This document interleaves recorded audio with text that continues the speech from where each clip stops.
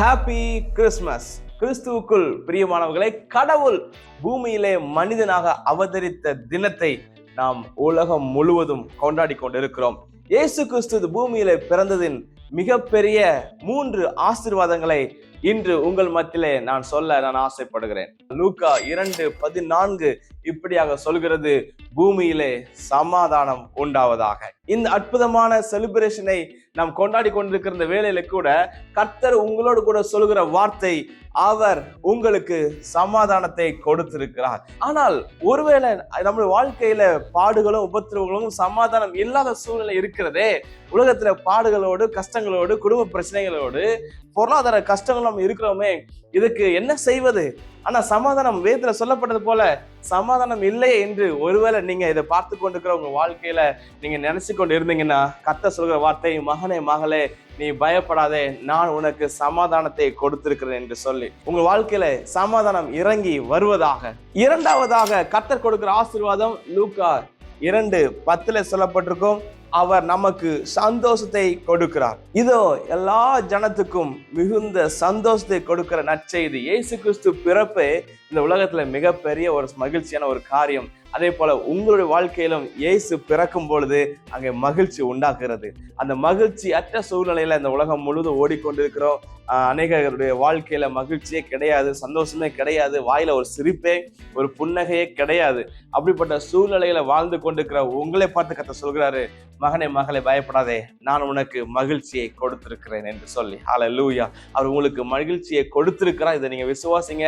எவ்வளவு பெரிய பிரச்சனைகளாக இருந்தாலும் அது இப்பொழுது விலகி போகும். இது நீங்கள் மகிழ்ச்சியாக இருக்க வேண்டும் என்பதுதான் இயேசு கிறிஸ்துனுடைய திட்டம்.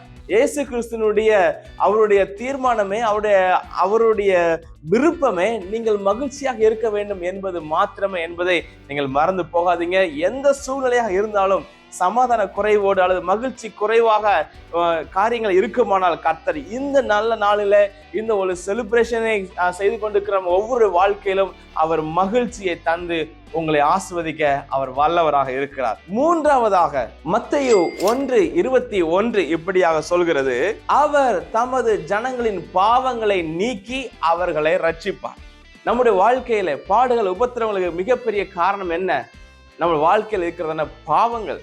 நம்ம பாவங்கள் நம்முடைய வாழ்க்கையில மிகப்பெரிய கஷ்டத்தையும் போராட்டத்தையும் சமாதான குறைவுகளையும் மகிழ்ச்சி குறைவுகளை கொண்டு வரும். ஆனா ஆண்டவர் இங்க சொல்றாரு, இயேசு இந்த பூமியில பிறந்த நோக்கமே உங்களுடைய பாவத்தை எல்லாம் மன்னிப்பதற்காக, உங்களுடைய பாவத்தை எல்லாம் நீக்குவதற்காக. அந்த கல்வாரி சிலுவையில இயேசு கிறிஸ்து தன்னுடைய ஜீவனையே கொடுத்து பாவ நிவாரண பலியாக மரித்தார் அல்லவா? எதற்காகனா உங்களுடைய பாவத்தை மன்னிப்பதற்காக. இயேசு கிறிஸ்து உங்களுடைய பாவத்தை மன்னித்திருக்கிறார்.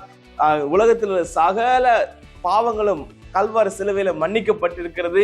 இதை நீங்கள் விசுவாசிக்கும் பொழுது உங்களுடைய பாவமும் மன்னிக்கப்படும். உங்களுடைய பாவம் மன்னிக்கப்படும் போது உங்க வாழ்க்கையில சமாதானம் உண்டாகும். அந்த சமாதானம் உங்களுக்குள்ள வரும்போது ஒரு மிகப்பெரிய மகிழ்ச்சியை கர்த்தர் உங்க வாழ்க்கையில தந்து உங்களை வழி நடத்த வல்லவராக இருக்கிறார். இந்த கிறிஸ்துமஸ் நல்ல நாள்ல நான் உங்களுக்காக ஜெபித்து நான் முடிக்க ஆசைப்படுகிறேன். ஜெபிக்கலாமா? சர்வ வல்லமையும் கிருபையும் இரக்கமுள்ள கர்த்தாவே, உம்முடைய பிள்ளைகளை ஆசிர்வதிங்கப்பா. இந்த கிறிஸ்துமஸ் நல்ல நாள்ல உம்முடைய பிறப்பின் பண்டிகையை கொண்டாடி கொண்டிருக்கிற எங்கள் ஒவ்வொரு வாழ்க்கையிலும் நன்மையும் கிருபையும் பெருகட்டும், சமாதானம் உண்டாகட்டும், மகிழ்ச்சி உண்டாகட்டும். இந்த வேளையில நாங்கள் ஆண்டவரை வாசனை தியானித்தது போல சமாதானமும் மகிழ்ச்சியும் பாவ மன்னிப்பும் எங்கள் ஒவ்வொரு வாழ்க்கையிலும் நீங்க தந்து நடத்த போற கிருபைக்காக நன்றி செலுத்துகிறோம். அனைவரும் அந்த பாவ மன்னிப்பின் நிச்சயத்தை பெற்றுக்கொண்டு நாங்கள் வாழ உதவி செய்யுங்கப்பா. இந்த உலகத்தில் இருக்கிற எல்லா ஜனத்துக்கும் மிகுந்த நற்செய்தி சொல்லப்பட்டிருக்கிறது. இந்த உலகத்தில் இருக்கிற எல்லா ஜனங்களுக்கும் சமாதானம் சொல்லப்பட்டிருக்கிறது.